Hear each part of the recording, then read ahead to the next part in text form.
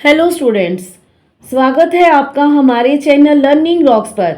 आज इस वीडियो में हम आपके लिए लेकर आए हैं 8वीं कक्षा एनसीईआरटी की पाठ्य पुस्तक हिंदी बसंत का तीसरा पाठ दीवानों की हस्ती के काव्यांशों के सप्रसंग व्याख्या और अभ्यास के प्रश्न उत्तर और बहुविकल्पीय प्रश्न उत्तर एमसीक्यूज। यदि आप हमारे चैनल में नए हैं तो चैनल को लाइक करें, शेयर करें, सब्सक्राइब जरूर करें ताकि आपको हमारी हर वीडियो की नोटिफिकेशन मिल सके और आप हमारी प्लेलिस्ट में जाकर दूसरी वीडियोस भी देख सकते हैं। आइए वीडियो को शुरू करते हैं। काव्यांशों की सप्रसंग व्याख्या एवं उससे संबंधित प्रश्न उत्तर। पहला प्रसंग, हम दीवानों की क्या हस्ती हैं, आज यहाँ कल वहाँ चले, मस्ती का आलम साथ चला, हम धूल उड़ाते जहाँ चले। पहले पद्यांश के शब्द अर्थ।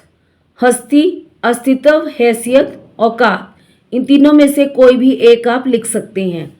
आलम, दशा, अवस्था, दोनों में से कोई एक लिख सकते हैं। मस्ती, मतवालापन, मद मस्त होने की क्रिया। धूल उड़ाना, मदमस्त होकर चलना।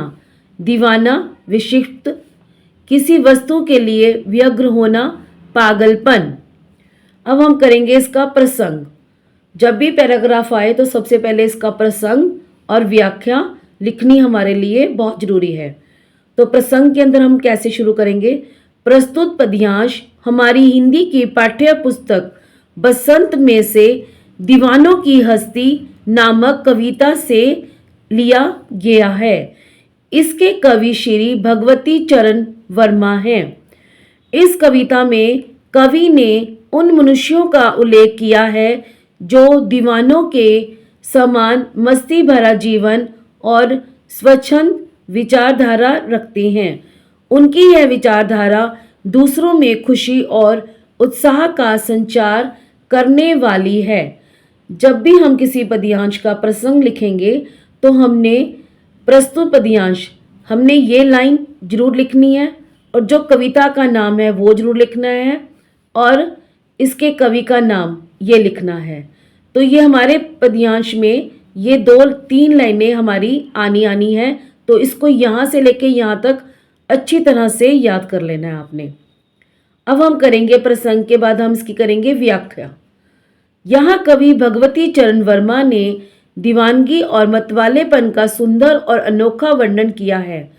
वह कहते हैं कि हम दीवानों का कोई अस्तित्व नहीं है, हमारी कोई हैसियत नहीं है। हम आज यहाँ रहते हैं तो कल कहीं और चल देते हैं, हमारा कोई ठौर ठिकाना नहीं है। हम जहाँ भी अपने पैरों से धूल मिट्टी उड़ाते चलते हैं, वहाँ मतवालापन भी हमारे साथ चल पड़ता है। मतवालेपन एवं मद होने की दशा भी हमारे साथ चल पड़ती है। तो ये था हमारा प्रसंग और व्याख्या। जब भी हमें इसका काव्यांश का सप्रसंग व्याख्या आए तो हमने सिर्फ प्रसंग और व्याख्या ही लिखनी है। अब हम करेंगे पद्यांश पर आधारित कुछ प्रश्न उत्तर। सबसे पहला, कवि ने दीवाना किसे कहा है। तो इसका उत्तर है कवि ने अपने मित्रों और स्वयं को दीवाना कहा है। दूसरा प्रश्न, कवि का ठौर ठिकाना कहाँ है। इसका उत्तर है कवि का कोई ठौर ठिकाना नहीं है, वह कहीं भी और कभी भी चल देता है। प्रश्न तीसरा, कवि के साथ साथ क्या चलता है। तीसरे का उत्तर है कवि के साथ साथ उसका मतवालापन भी चलता है। तो ये थे पहले पद्यांश के हमारे प्रसंग किया, व्याख्या किया। अब हमने इसके प्रश्न उत्तर पहले के किए। अब हम करेंगे दूसरा पद्यांश। आए बनकर उल्लास अभी, आंसू बनकर बह चले अभी, सब कहते ही रह गए अरे, तुम कैसे आए कहाँ चले।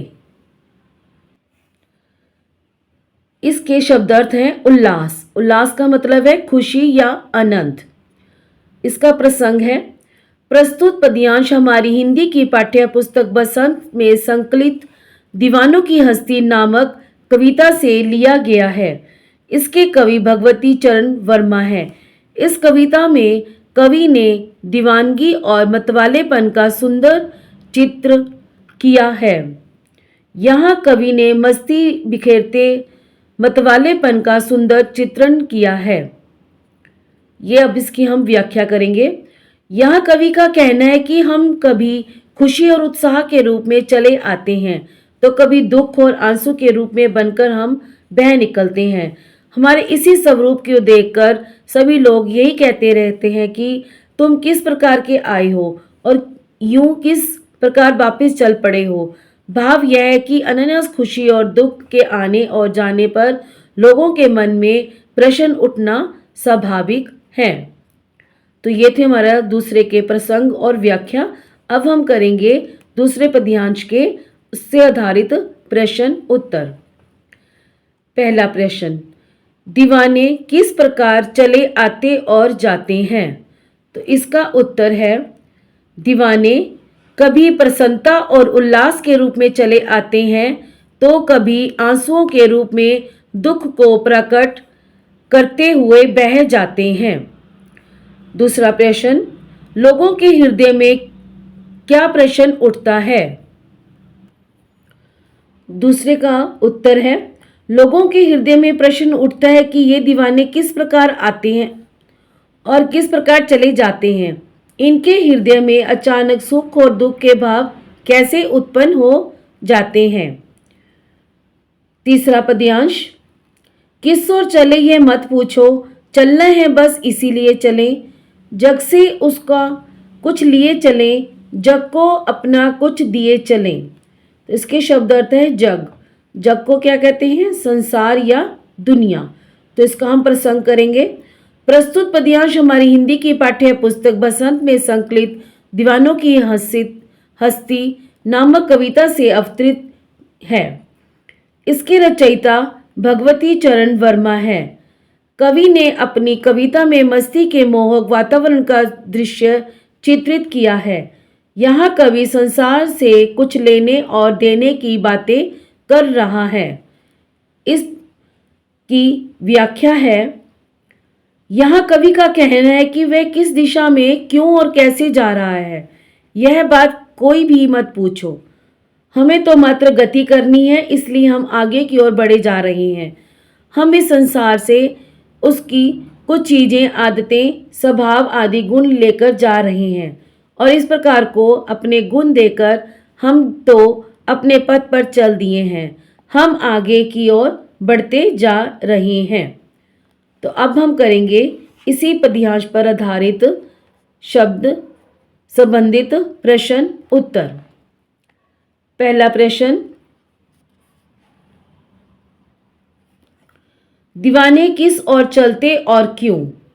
इसका उत्तर है, दीवाने किसी भी दिशा में चल देते हैं। उनका कोई निश्चित रास्ता और मंजिल नहीं है। उन्हें चलना है बस इसलिए वे चलते रहते हैं। प्रश्न दूसरा, दीवाने संसार से क्या लेते हैं? इसका उत्तर है, दीवाने संसार से कुछ चीज़ें, आदतें, गुण आदि लेते हैं। प्रश्न तीसरा, दीवाने संसार को क्या देते हैं? तीसरे का उत्तर है, दीवाने संसार को हंसी, प्रसन्नता और अपने गुण देते हैं। चौथा पद्यांश, दो बात कही, दो बात सुनी, कुछ हंसी और कुछ रोए, छक कर सुख दुख के घूंटों को हम एक भाव से पिए चलें। इसके शब्दार्थ हैं, छक कर अच्छी तरह तृप्त होकर, पिए पीना। इसका प्रसंग है, प्रस्तुत पंक्तियाँ हमारी हिंदी की पाठ्य पुस्तक बसंत में संकलित दीवानों की हस्ती नामक कविता से ली गई हैं या अवतरित की गई हैं। इसके कवि भगवती चरण वर्मा हैं। कवि ने कविता में मस्ती और दीवानगी का सुंदर वर्णन किया है। यह कवि ने सुख दुख को जी भरकर भोगने की अपनी बात कही है। इसकी व्याख्या है, यहाँ कवि भगवती चरण वर्मा कहते हैं कि हमने लोगों को अपनी कुछ बातें कही और लोगों की कुछ बातें को सुना। हमारी बातों से कुछ लोग हंसे और कुछ लोग रोने लगे। हमारी बातों से कई लोगों को प्रसन्नता हुई और अनेकों को पीड़ा प्राप्त हुई। कवि पुणे कहता है कि हम सुख और दुखों के गूंजों से तृप्त होकर अपने हृदय पटल पर एकमात्र भाव लिए हुए या पिए हुए हम आगे की ओर चल दिए हैं। तो अब हम करेंगे इस पद्यांश पर आधारित कुछ प्रश्न उत्तर।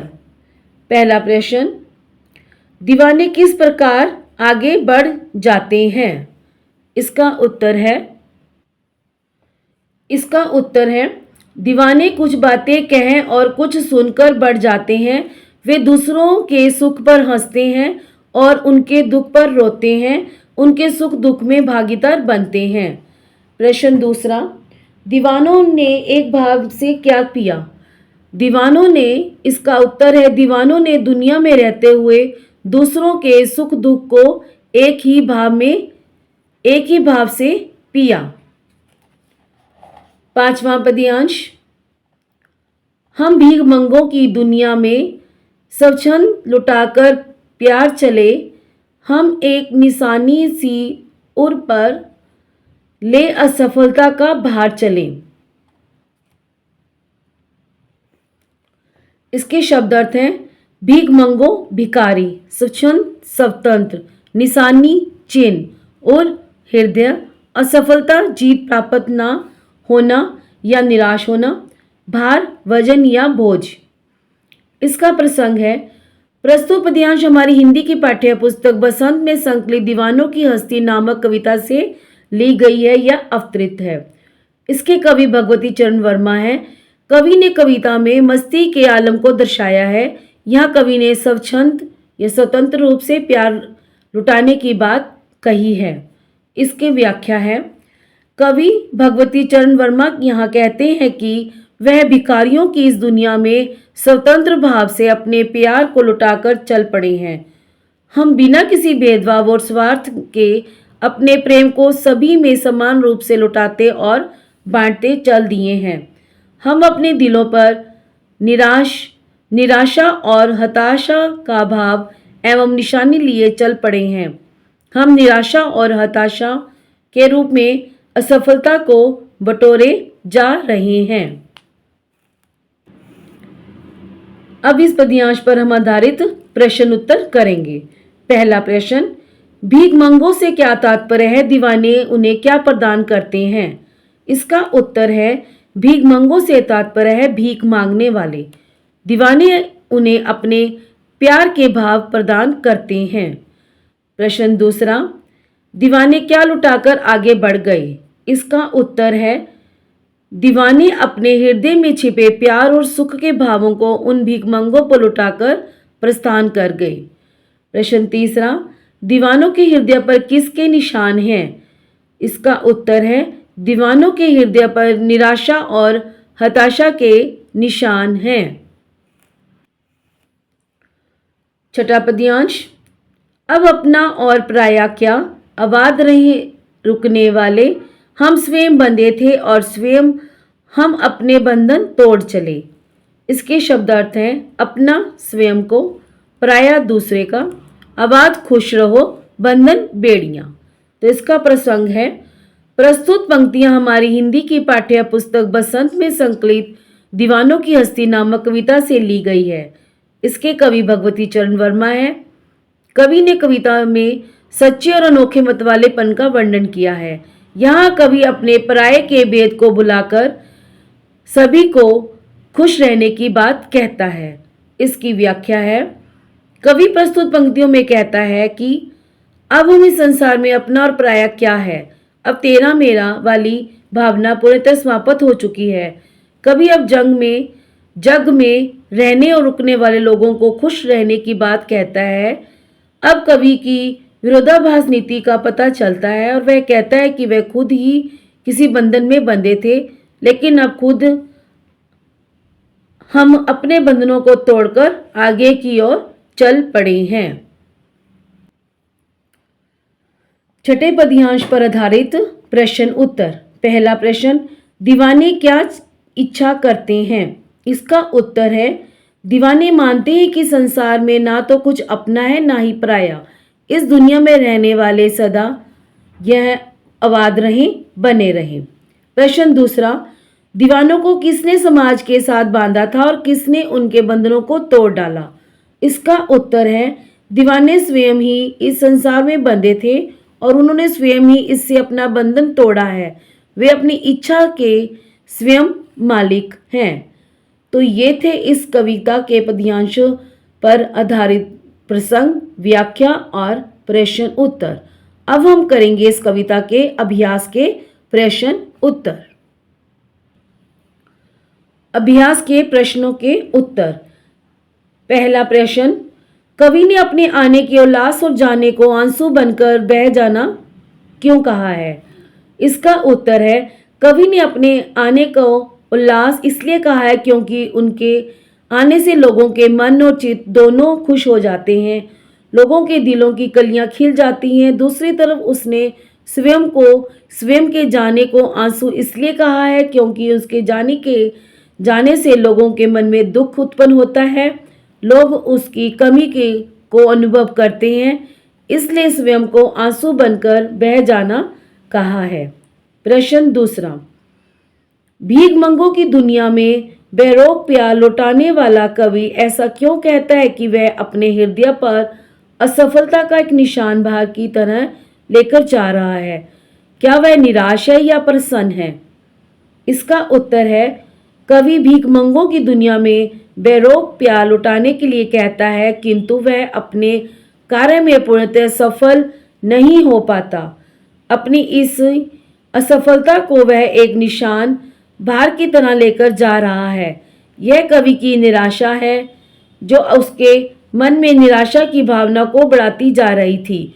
अतः असफलता का यह निशान भार कवि के लिए निराशा है। प्रश्न तीसरा, कविता में ऐसी कौन सी बात है जो आपको सबसे अच्छी लगी? इसका उत्तर है वैसे तो भगवती चरण वर्मा द्वारा रचित दीवानों की हस्ती कविता बहुत अच्छी और संदेशपरक है, लेकिन कवि की निम्न पंक्तियां सबसे अच्छी लगी हैं। हम भीखमंगों की दुनिया में स्वच्छंद लुटाकर प्यार चले, हम एक निशानी सी ओर पर ले असफलता का भार चले। उक्त पंक्तियों का भाव हृदय को छू लेने वाला है, क्योंकि कवि भिखारियों की दुनिया में स्वतंत्र और स्वार्थ रहित होकर अपना प्यार लुटाना चाहता है, लेकिन इस कार्य को पूर्ण सफलता न मिल पाने के कारण वह एक चिन्ह अपने हृदय पर लेकर चल पड़ा है, अर्थात निराशा एवं हताशा उसके हृदय में पूर्ण रूप में समाई हुई है। तो ये थे इस कविता के अभ्यास के प्रश्न उत्तर। अब हम करेंगे इस पाठ के बहुविकल्पीय प्रश्न उत्तर। बहुविकल्पीय प्रश्न। पहला प्रश्न, दीवानों की हस्ती कविता के कवि हैं क भगवती प्रसाद वर्मा, ख भगवती शरण वर्मा, ग भगवती चरण वर्मा, घ भगवती प्रकाश वर्मा। इसका उत्तर है ग भगवती चरण वर्मा। प्रश्न दूसरा, दीवानों के साथ किसका आलम चलता है? क विश्राम, ख मस्ती, ग परिश्रम, घ आनंद। इसका उत्तर है ख मस्ती। प्रश्न तीसरा, दीवाने क्या उड़ाते चलते हैं? क धूल, ख प्रसन्नता, ग मस्ती, घ रंग। इसका उत्तर है क धूल। प्रश्न चौथा, दीवाने क्या बनकर आते हैं? क उमंग, ख हरियाणी, ग परेशानी, घ उल्लास। इसका उत्तर है घ उल्लास। प्रश्न पांचवा, दीवाने क्या बनकर बह जाते हैं? क आंसू, ख अमृत, ग जल, घ दूध। इसका उत्तर है क आंसू। प्रश्न छठा, दीवाने किस लिए चलते हैं? क्योंकि उन्होंने केवल क टहलना है, ख चलना है, ग लक्ष्य पाना है, घ घर जाना है। इसका उत्तर है ख चलना है। प्रश्न सातवां, दीवाने छक कर किसका घूंट पीते हैं? क दूध का, ख छाछ का, ग चाय का, घ सुख दुख का। इसका उत्तर है घ सुख दुख का। 8वां प्रश्न, दीवाने कितनी बातें कहते सुनते हैं? क 1, ख 2, ग 3, घ 4। इसका उत्तर है ख 2। 9वां प्रश्न, दीवाने कैसी दुनिया में स्वच्छंद प्यार लुटा रहे हैं? क प्रेम प्यासों की, ख मन मारों की, ग भीख मंगों की, घ दिलदारों की। इसका उत्तर है ग भीख मंगों की। 10वां प्रश्न, दीवाने किसका भार लेकर चलते हैं? क असफलता, ख सफलता, ग प्रेम, घ घृणा। इसका उत्तर है क असफलता। 11वां प्रश्न, रुकने वालों को दीवाने क्या रहने के लिए कहते हैं? क बगदाद, ख दिलशाद, ग आवाद, घ बर्बाद। इसका उत्तर है ग आवाद। 12वां प्रश्न, दीवाने क्या तोड़ चले हैं? क परंपरा, ख बंधन, ग दीवार, घ रिवाज। इसका उत्तर है ख बंधन। 13वां प्रश्न, आंसू बनकर बह जाना क्या है? क आना, ख जाना, ग रोना, घ खोना। इसका उत्तर है ख जाना। प्रश्न 14वां, कवि ने उल्लास किसे माना है? क जाने को, ख पाने को, ग खोने को, घ आने को। इसका उत्तर है घ आने को। प्रश्न 15वां, छक कर का अर्थ है क संतुष्टि, ख मुखरित, ग उल्लासित, घ उत्कंठित। इसका उत्तर है क संतुष्टि। तो ये थे इस कविता के बहुविकल्पीय प्रश्न उत्तर। धन्यवाद।